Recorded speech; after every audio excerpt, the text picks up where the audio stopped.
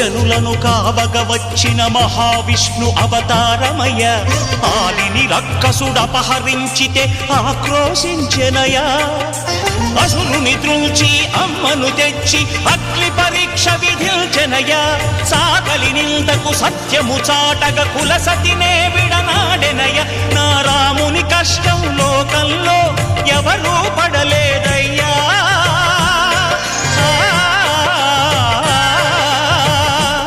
నా రాముని కష్టం లోకంలో ఎవరూ పడలేదయ్యా.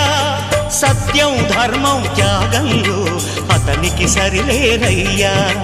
కరుణాహృదయుడు శరణను వారికి అభయమొసగునయ్యా. అందరి బంధువయ్యా భద్రాచల రామయ్య.